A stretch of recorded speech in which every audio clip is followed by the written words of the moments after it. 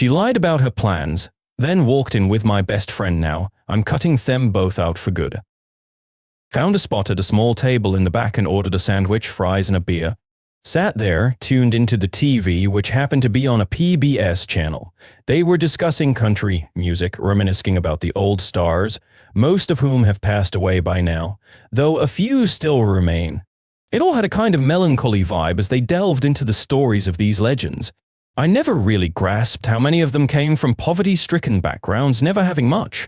While I was chowing down on my meal, I glanced up and caught sight of my closest buddy, Bob, walking in with Olivia. It hit me hard. You see, I believed Olivia was my girlfriend. I'd invited her out for tonight, but she told me she'd already committed to hanging out with some friends tonight and suggested we go out tomorrow. Olivia and I had been seeing each other for a solid 6 months, and I had the impression we were an item. We practically spent every weekend together. I could feel myself falling hard for her, and she claimed she felt the same about me. So we even talked about the possibility of getting engaged, but we figured we'd give it a few more months. No rush, especially since we were consistently dating. After the TV show wrapped up, someone hit the jukebox and played Crazy. So I was tuned into the song, and this is the second part of it. I knew you'd love me as long as you wanted, and then someday you'd leave me for somebody new. This got me thinking if Bob was the new guy. The catch was, Bob was well aware of my feelings for Olivia. I guess our guy code didn't matter much to him. I kept listening to the song while they were playing the part of a couple. The last verse played. Crazy for thinking that my love could hold you, I'm crazy for trying and crazy for crying, and I'm crazy for loving you.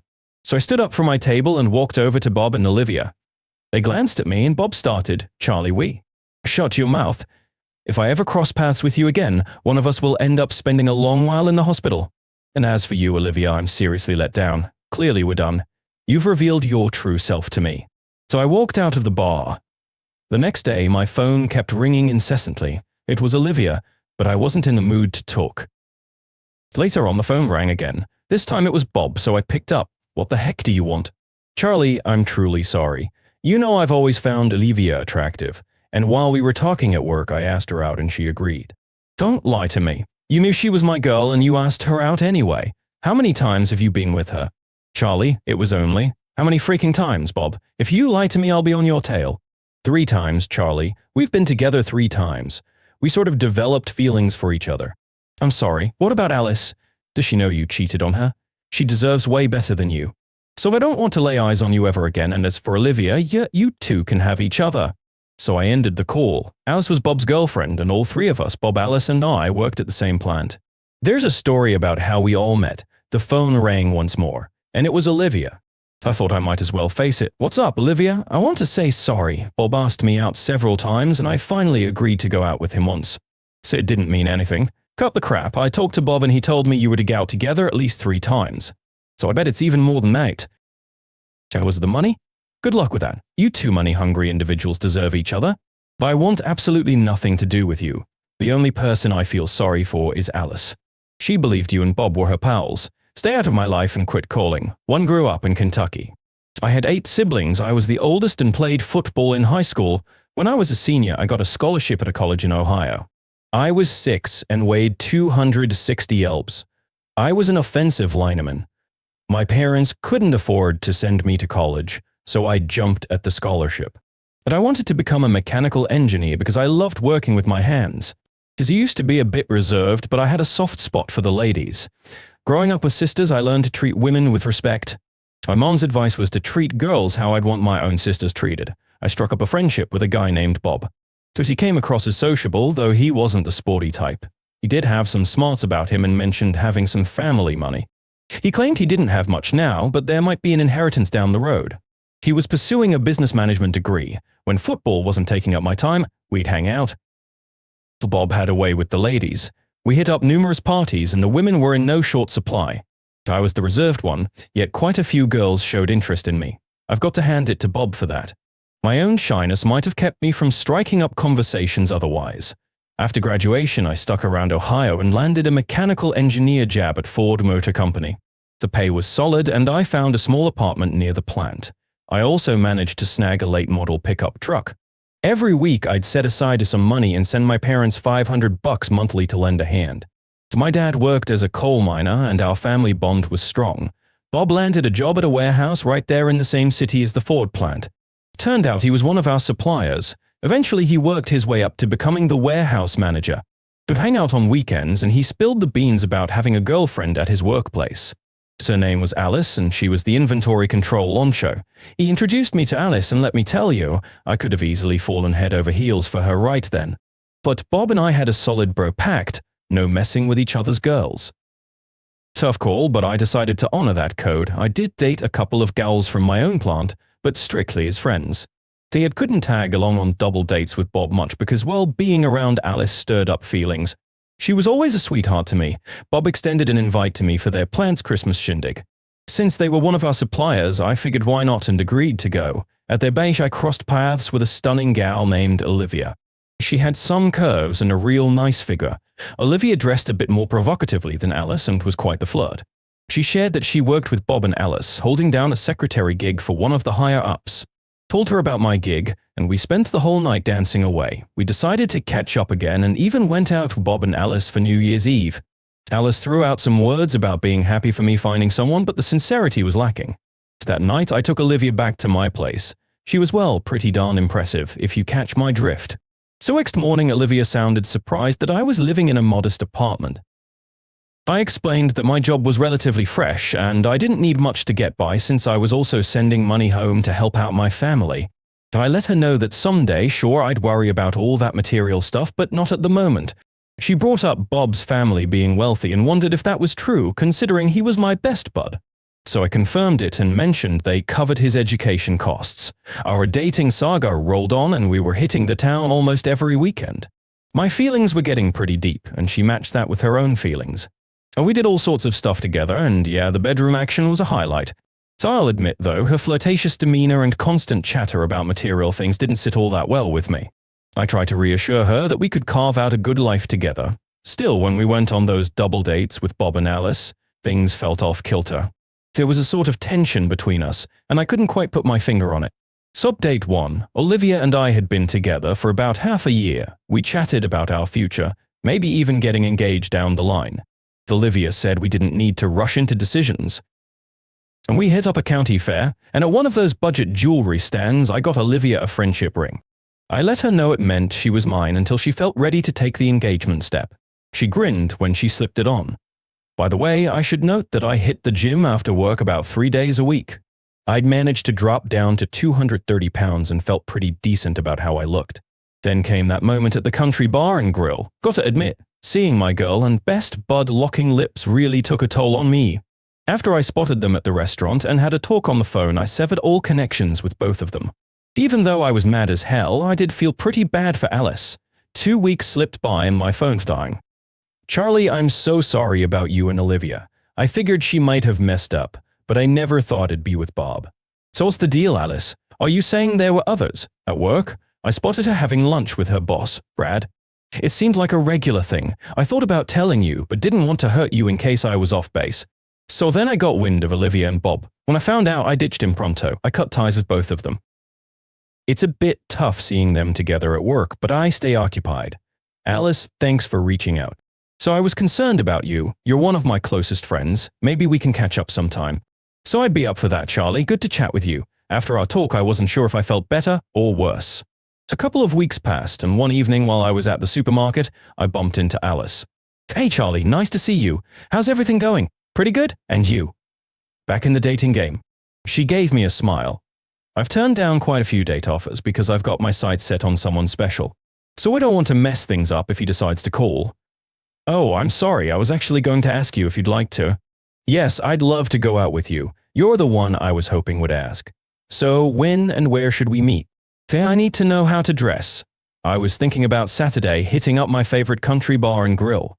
We exchanged goodbyes and I confirmed that I'd pick her up at 6. When I arrived at her place, she was rocking a Western look, jeans, a vest, cowgirl hat, and boots. She looked fantastic. I opened the truck door and she hopped in. Saturdays at the place featured a country Western band and singer. We snagged a booth and ordered a couple of beers. The band wasn't starting for another hour, giving us time to chat. I was surprised to discover she was originally from Kentucky, just a county over from where I grew up. She went to college there, applied for jobs, and eventually landed a gig at the supply plant in Ohio. We placed our food order. I went for a double bacon cheeseburger and fries while she opted for a Reuben sandwich and we shared the fries. It felt really nice to reconnect with her. She did inquire if this was the same bar where I caught Bob and Olivia. I confirmed that it was indeed the place, but I wasn't going to let a couple of cheaters ruin my favorite hangout spot. She just gave me a smile in response. Once the band started playing, we got up to dance. They kicked things off with 2 slow songs to encourage couples onto the dance floor. Their playlist always featured the classic hits. That's what the crowd wanted to hear. They switched to a faster tune, and both of us sat out. I mentioned to Alice that I wasn't much into the fast dances, but I enjoyed watching the women move. They played a couple of Roy Orbison tunes, and I always had a soft spot for his music. Following that, they performed a few songs by Loretta Lynn. Alice and I took to the floor for the slow ones. The announcer called the ladies up for some line dancing, and a few guys even joined them. So why not join the line dancing? I playfully asked Alice. You just want to check out my big A? She teased, smiling as she got up to join the other women. The line dancing started and I couldn't help but keep my eyes on Alice. She looked right at me and gave her boot a little shake. Sophis grinned and even clapped for her. After the song wrapped up, she came over with a smile and I leaned in to kiss her. Pulling back, I apologized. I'm not sorry, she replied, kissing me again. We had a blast dancing and enjoying a few beers. Time flew by way too quickly. They announced that the last song was up next. I held Alice close as we swayed to the music. As the song ended, I leaned in and planted a kiss on her lips. I dropped her off at her place and asked if she'd like to go out again the next Saturday. So I suggested we could visit Cedar Point, a big amusement park in Ohio. She happily agreed and we exchanged a goodnight kiss. I didn't want to rush things on our first date. I felt fantastic at work the entire week. On Friday, I gave Alice a call to confirm our plans for Saturday. She mentioned she'd heard about the park but hadn't been there before. On Saturday morning, I picked her up and we set off for the park. During the drive, we chatted, and I brought up the topic of whether she had mentioned to Bob or Olivia that we were dating. She told me she hadn't spoken to either of them about it. We had an amazing time riding all the roller coasters and trying out various other rides. The park also had a bunch of shows that we caught. On our way back, we decided to grab dinner at a Texas roadhouse. So by the time we reached home, we were both pretty exhausted. Alice shared her place with a roommate named Joan, a friendly lady likely in her 50s who worked at a retail store. Alice appreciated having a roommate as Joan treated her like family and they had a close bond. So I informed Alice that I'd be out of town the upcoming weekend but expressed my interest in seeing her the week after. She replied that I should give her a call once I return. After sharing a kiss, I told her that I genuinely cared for her. She responded by saying she had always liked me as well. Upon arriving home, I wasted no time and called her, inviting her to a significant dinner event. So my boss was hosting an anniversary celebration for himself and his wife, and it was going to be held at the Hilton Hotel. I explained to Alice that I had booked a hotel room for the night due to the expected drinking. I understood if she wasn't keen on attending. Her response was positive. Charlie, I'd be thrilled to go with you. We won't need 2 beds, you know. I want you to know I'm falling in love with you. I just promise to be honest and not lead me on. I would never cause you any harm and I'll make sure nobody else does either. Alice, could we use your car? I'd rather not show up at a fancy event in my truck. We can definitely take my car, and I'll let Joan know I won't be home that night. So I parked my truck at her place and we opted to use her car for the event. We arrived early, intending to get ready at the hotel. During our ride, Alice mentioned that she was considering finding a new job due to her discomfort from regularly seeing Bob and Olivia. She even shared a rumor that Olivia might be pregnant. For the party, I got dressed in the bathroom wearing a tuxedo. When I emerged into the bedroom, Alice looked stunning. She wore a form-fitting blue dress that highlighted her figure and her hair flowed down to her shoulders. She had an elegant yet alluring presence. You look absolutely gorgeous. I might not even care about the party itself, I remarked. Her response was cheeky. Oh no, you don't. I didn't go through all this effort just to change again, she said it with a smile, and we headed downstairs to the party. Upon our arrival, my boss and his wife greeted us. He introduced his wife and extended a warm welcome to the party. As they moved away, I noticed him stealing glances at Alice. Knowing many of the attendees, I introduced Alice to the people I knew. She received numerous compliments. We grabbed some drinks and found a table. The event had an array of appetizers with plans for a dinner later on. Alice recognized a couple of women she was familiar with. Her role in inventory control put her in contact with these women regularly. I approached the head of human resources, Mary, and initiated a conversation. Mary, are there any job openings in inventory control or the supply chain? As a matter of fact, there is. Janice is retiring next month, and I've been tasked with finding her replacement. Do you have anyone in mind? Actually, my date you've met her, Alice, is searching for a new job opportunity. She currently handles inventory control. She enjoys her work but is ready for a change. Tell her to come see me on Monday and I'll schedule an interview for her. She's quite a striking woman. Thank you, Mary. I really appreciate it. I'm sure you do, Mary chuckled. The party turned out to be a blast. I had a few dances with the wives of the employees and Alice had her turn dancing with their husbands. Most of the time, though, we were dancing together. The dinner spread was absolutely fantastic, offering choices like roast beef, chicken, or shrimp, along with all the accompanying dishes. So after a couple more drinks, we bid our goodnights to the host and headed up to our hotel room. Alice, are you absolutely certain about this? I don't want you to think I'm trying to take advantage of you. Charlie, stop overthinking and just be with me, she replied. Helping her out of her dress, we neatly hung it up along with my tuxedo. So we pulled down the covers on the bed and, well, you know. I turned off the lights and we snuggled in clothes, falling asleep together. The last words I heard before drifting off were, I love you, Charlie. I woke up to the aroma of fresh coffee. Alice had taken a shower, gotten dressed, and even brewed us each a cup of coffee. Morning, Charlie. Sleep well? It's been a while, I responded. After a quick shower and a cup of coffee, both Alice and I went down to the dining room for a pleasant breakfast. Among the fellow employees, we saw quite a few familiar faces, all with smiles on their faces. It looks like we've become a known couple, I mentioned to Alice. Mary, HR person, stopped by our table on her way out and told Alice, see you Monday, before leaving with a smile. So what was that about? Alice questioned. I forgot to tell you that you've got an interview with Mary on Monday at Ford, I said with a grin. Remember you mentioned considering a job change. Tears welled up in her eyes as she whispered, Charlie, I hope this isn't a dream. I love you so much. We chatted on our way back home. Alice, I hope I'm not rushing things, but in 2 weeks I'm planning to visit my parents in Kentucky. So I'd love for you to come along. I'll be leaving on Friday evening and returning on Sunday. We can also make a stop to see your parents if you'd like. I'd be happy to join you, but my parents are a bit traditional and we might not be sharing a bed. So I'm confident things will fall into place, I answered. Update 2, we set off for our trip to Kentucky. Alice mentioned the latest rumor about Bob and Olivia planning to get married next month due to Olivia's visible pregnancy. I believe Olivia thinks she's marrying into wealth, but she'll soon realize it's not Bob who's well off, but his parents. Bob may live lavishly, but it's mostly based on debt, I shared with her. Upon arriving at my parents' home, we were greeted by a spacious old farmhouse with numerous bedrooms and bathrooms. My siblings who still resided there came out to welcome us, followed by Mom and Dad. I embraced everyone and introduced Alice, who received warm hugs from them all. We spent a couple of hours chatting. I knew my family would adore Alice. She was looking at the photos on the wall, particularly one of me in my football uniform from my younger days. I noticed tears in her eyes. Alice, what's wrong? Are you all right? Do you recall that time when you were playing football at Grayling during an IG game? So after the match, you walked through the tunnel and there were 2 guys attempting to drag a girl in a yellow sweater into the tunnel. Or you confronted one of the guys, threw him down, and then tackled the other. You warned them that if they ever bothered the girl again, you'd return to finish what you started. Then you walked away into the locker room. Yeah, I remember that incident, but I've never shared it with anyone. How did you come to know about it? Charlie, I was that girl. I never saw your face, just the number 67 on your jersey. So I tried to find you afterward, but no one knew who you were.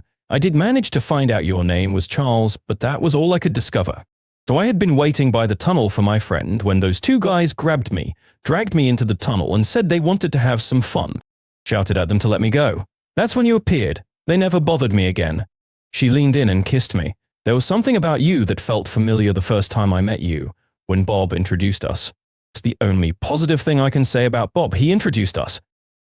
My mom had prepared a bed for Alice and she informed me that I could sleep in the basement where there was an extra bed. Around 1 in the morning, Alice joined me. We shared a quiet intimate moment, though it was a bit challenging due to the circumstances, and she returned to her bed about an hour later. On Saturday, we visited Alice's family. She hadn't mentioned that her parents were well off. They had a lovely house, and Alice had 2 younger and attractive sisters. They were a few years younger than Alice. She introduced me as her boyfriend. I overheard Sandy, one of her sisters, saying to Alice that I looked quite handsome. We went inside and chatted for a while. Hank, her father, inquired about my job and background. He had his concerns about his little girl, as he affectionately referred to her. "Mr. Carter, I'd like to talk to you about marrying your daughter. I'm here to ask for your blessing." Alice and I hadn't discussed this beforehand, so she seemed surprised and teary-eyed as she looked at me. "Even though we haven't been together for a long time, our love is strong, and we believe we can build a great life together in marriage.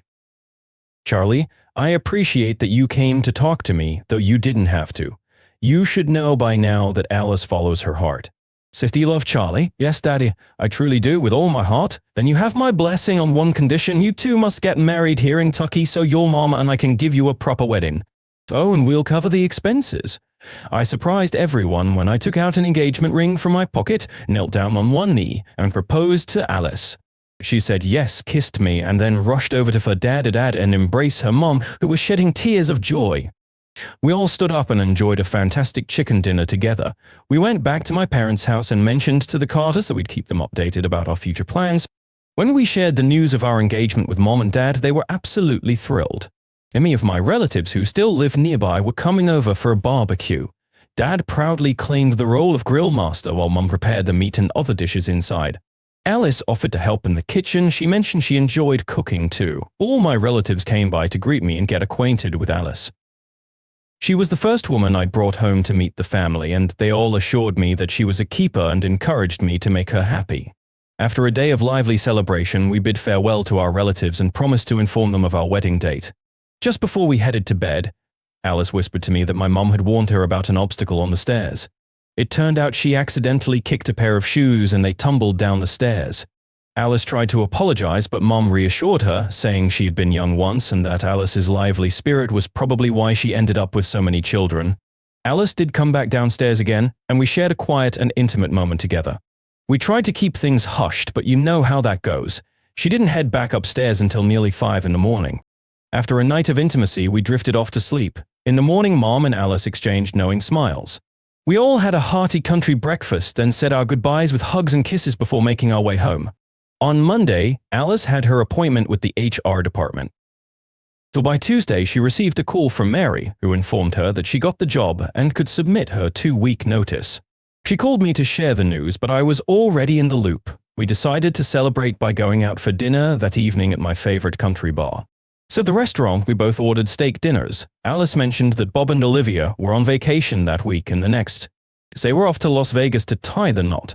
She remarked that it was the most enjoyable 2 weeks she'd experienced at the plant since she didn't have to deal with Bob and Olivia. She added that everyone was sad to see her leave, but they understood she was moving on to a better opportunity. Working at Ford meant having some of the highest-paying jobs in the region. Alice felt fortunate to have secured the interview and the job offer. She had earned it. She kept our dating and engagement a secret from everyone else. She revealed that she left an anonymous note on Bob's desk before departing. So a note advised him to consider a DNA test once the baby was born, given his wife's frequent lunches with her boss. The note concluded with congratulations, but she deliberately left it unsigned. From the time she started at our workplace, she always wore a radiant smile. Whenever guys approached her for dates, she proudly displayed her engagement ring and made it clear that she was engaged to me. They wisely knew not to cross any boundaries. Alice shared that Joan was assisting her in planning the wedding. Joan played the role of a caring guardian. Joan had a married daughter of her own, and she and Alice became close friends, sharing expenses as roommates. So I made it a point to drop by a couple of times each week to lend a hand wherever needed. I reached out to my mom and asked if she could provide a list of relative friends to invite from our side of the family. And my mom took it a step further and bought invitations, taking care of the invites for us. I provided her with the wedding date, which was set for 4 months down the line.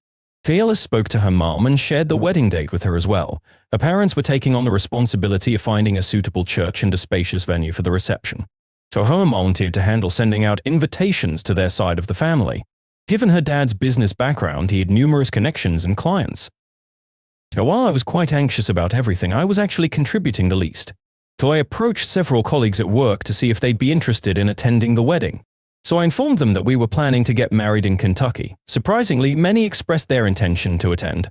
Thanks to Joan's connections at the retail store, she arranged for a dressmaker for Alice's wedding gown. Joan also confirmed that her daughter would be present at the event. Sophie, Alice's mother, called and informed us that she had secured a caterer. However, she mentioned that she would need a head count closer to the wedding date. Sophie also mentioned that her husband Hank had lined up a talented band. It seemed like all the pieces were falling into place. So I asked Alice if she thought we were going overboard with the preparations. It was clear this wedding was going to come with a hefty price tag. Charlie, this grand wedding idea is entirely my parents' vision. They've dreamed of this kind of wedding since we were little girls. Trust me, my sisters will be having similarly lavish weddings. Why didn't you ever tell me you came from a wealthy background? I kept my family's financial background hidden because I wanted you to be interested in me for who I am.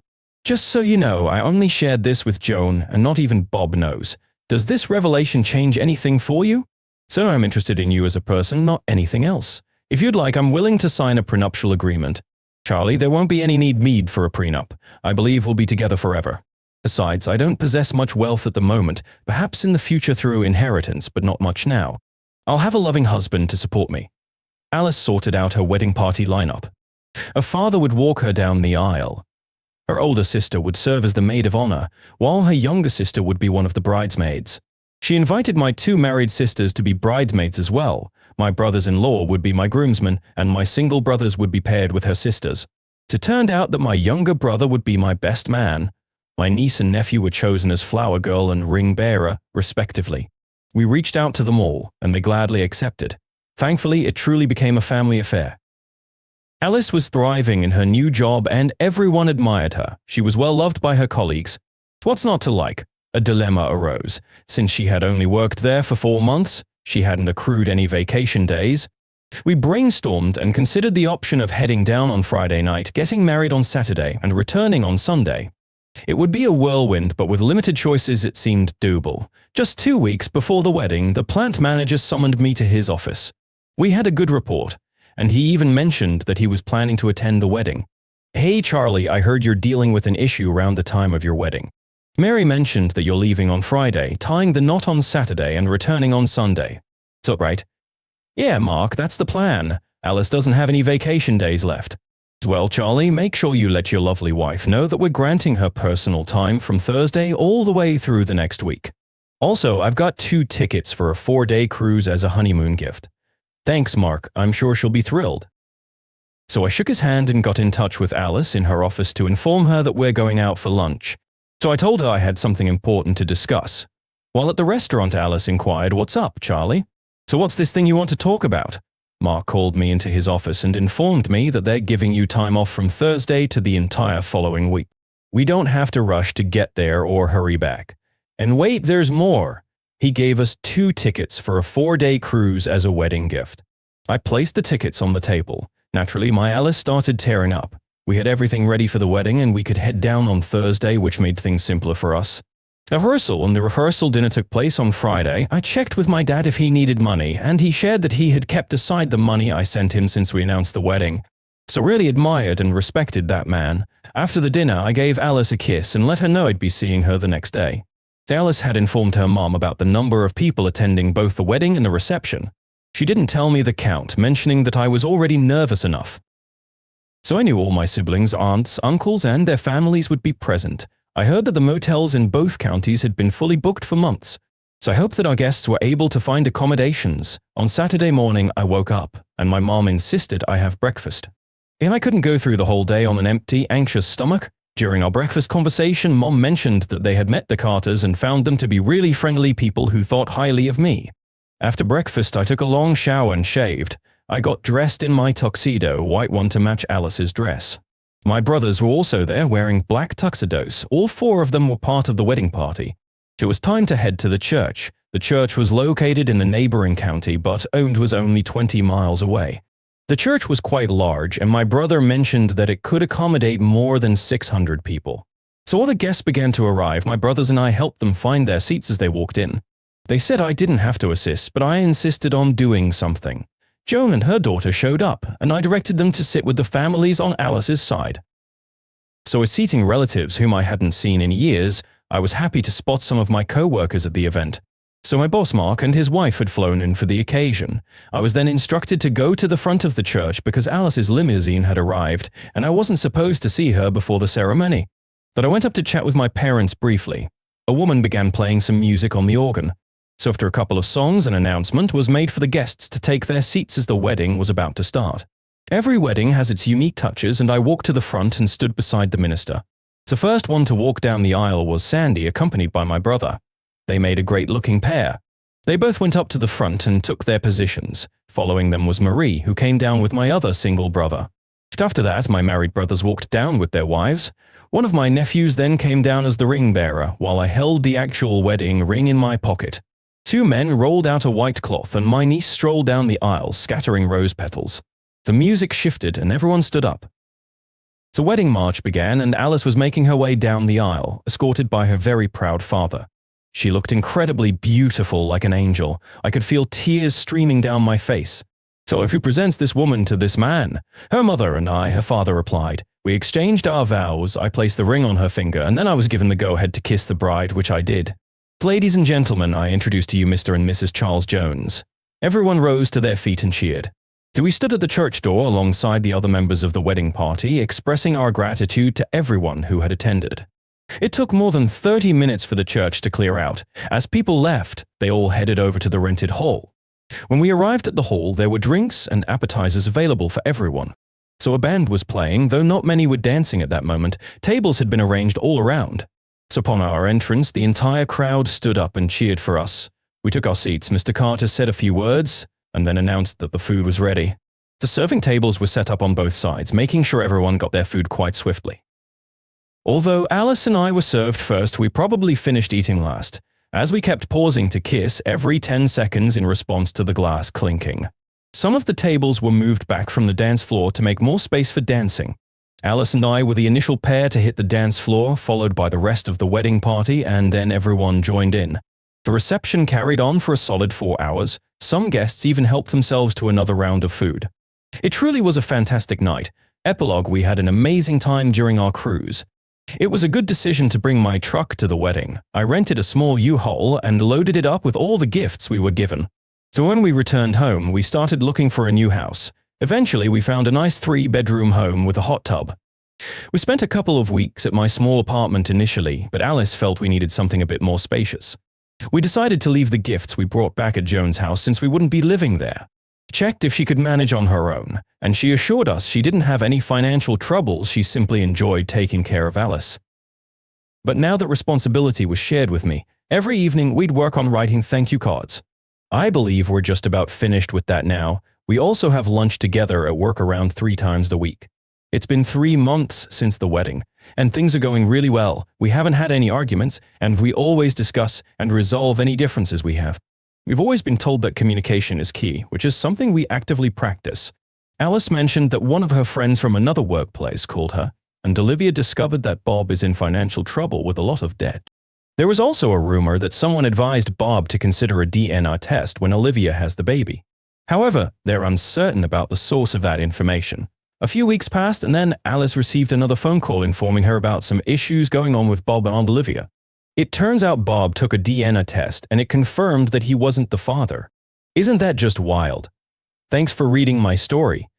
The part about the country music is true. I actually saw it on PBS. The end. Next story. My father always blames my sister for my mother's death, and now that my little sister called me daddy, he regrets it. I, 24M, am the older brother to my little sibling, 5F. I was always the one who had to take care of my sister. For the sake of privacy, I'll call her Belle. For some background, my parents had me as teenagers. They were 15 and 16 at the time, and even as a kid, I could always feel that they regretted having me. After I was born, both my mother and father were practically disowned by their family. My mother had to drop out of high school to take care of me, while my father worked 2 jobs just to provide. And even then they couldn't afford a home. They lived with my mother's older sister until I was 9, and my father got his GED and managed to get a better job and move us out. Despite the fact our living situation was better, it was clear to me that they believed their lives were ruined because of me. Whenever I misbehaved like any normal child, they'd use the fact that they gave up their lives for me, and I still had the audacity to behave like this. And even when I never misbehaved, they never treated me with much love. They barely got to get new clothing. They'd get my clothes from Goodwill and practically refused to get me anything nice unless they had 2 birthdays, parties, meeting friends, and their wedding. So my birthdays were always celebrated with the bare minimum. They'd get me a cupcake and a single gift. something that I wanted. Despite everything, I was still a child who just wanted their love. But as I grew older, I began to accept I wouldn't get it, and made peace with that. I guess somewhere along the line when my parents realized I gave up on them, as throughout my teen years they, mainly my mother, began to treat me better. But at that point I wasn't the child who begged for their love anymore. I never received the love of my parents and I wasn't asking for it anymore. Although I can't say I kept hating them, in fact my feeling began to feel neutral towards them. In my eyes we were practically strangers. I never got to know them truly as they raised me with the bare minimum, and never had any real conversations with me and never spent any quality time with me. They also knew nothing about me, so them suddenly trying to play parents with me was awkward to say the least. When I was 18 my mother got pregnant, and I guess that was when they gave up on trying to fix things with me as they could have a new child to start over with. They didn't treat me poorly again, but instead it felt like we were strangers living in the same home. When I turned 19 my mother gave birth to a girl, but due to some complications she didn't end up surviving. This crushed my father, and not only did he begin to resent me for not being as sad as he was over her death, she was barely a mother to me, so it wasn't much to be sad over, but he also blamed his daughter for killing his wife. He was never home after the incident, and I was left taking care of my sister. I ended up having to take a break from college after the time I came home from my classes to my sister screaming with hunger in an unchanged diaper while my father was out drinking. So I took care of Belle full-time and called out my father multiple times, but he always got angry and ended the convo with him saying I could always leave Belle at the fire station. I eventually gave up on forcing him to be a father. Despite everything I truly loved Belle. She was the sweetest and cutest kid. She was almost always smiley and surprisingly slept through the night. Once she was old enough, I enrolled her in daycare and continued my education while working night shifts. I always made sure to leave a good portion of afternoons empty so I could spend time with her. She always knew who her actual father was, and as she grew older she began to try and spend time with him. I guess as she began to follow him around the house, of course, that quickly ended after he blew up on her and she began to fear him.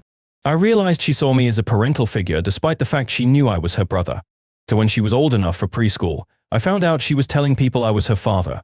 I never mentioned it to her and just let it be until she gave her Father's Day card she made in preschool to me. I then told her if she wanted she could call me Dad. Since then she's been calling me Daddy. Father ended up getting a girlfriend and began to change himself as he stopped drinking, got a better job, and even began to take over on a majority of the bills other than the portion I agreed to pay to stay living here. Despite how selfish it is, I don't want their relationship to get better. After all, just as she saw me as her dad, I saw her as my daughter.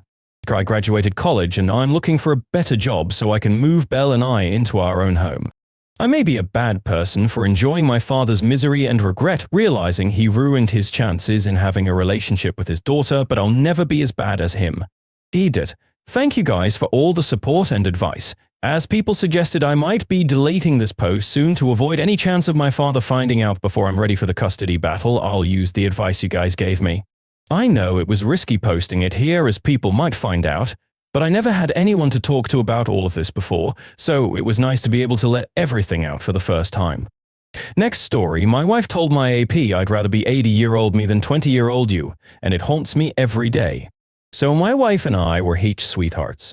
We are both 40 and have been together for 25 years. So we have 2 children together, 5 and 6. For the past 5 years I have thought that we are together because we basically grew up together. I met my now GF 28.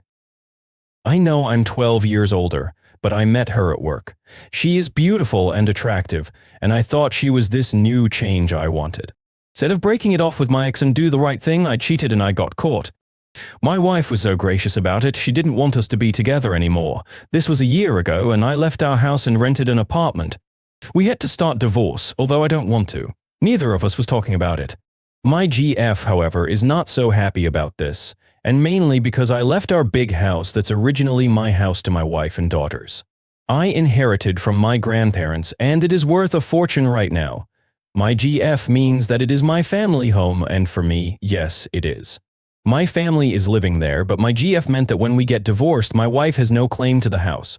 3 weeks ago, my GF and I were dropping our daughters with their mother, and my GF went against my wishes and started talking to my wife about the house. My wife was confused and said that the house is hers and her daughter's, and she looked at me all confused. But my GF told her that it was mine, and it was time to move on. My wife then said that my GF should put her nose in other people's business. GF became angry and said that my wife is a hag who is bitter because she's old. So my wife smiled and said, "Is your age your only redeeming quality? Because that won't last." Then she said that she'd rather be 80-year-old herself than 20-year-old my GF. She wasn't angry or bitter. She isn't old either. She is 40 like me. Am I so old according to my GF? She's very beautiful too. I don't know what my GF was thinking. I felt so ashamed and angry with myself. My GF was immature and embarrassing. I have been unhappy for months now, but if I broke it off, it means that I have hurt my family for nothing. So my wife called me next day and said that maybe we should start talking about divorce. I broke down crying the moment we ended the call. Now every time I see her, I want to be in her arms and cry. Just thinking about 80-year-old her with 80-year-old me beside her. The way we envisioned ourselves every time we saw an elderly couple holding hands or kissing, and we thought too. I realized I'd rather have 80-year-old her than 20-year-old anyone, but I have messed that up.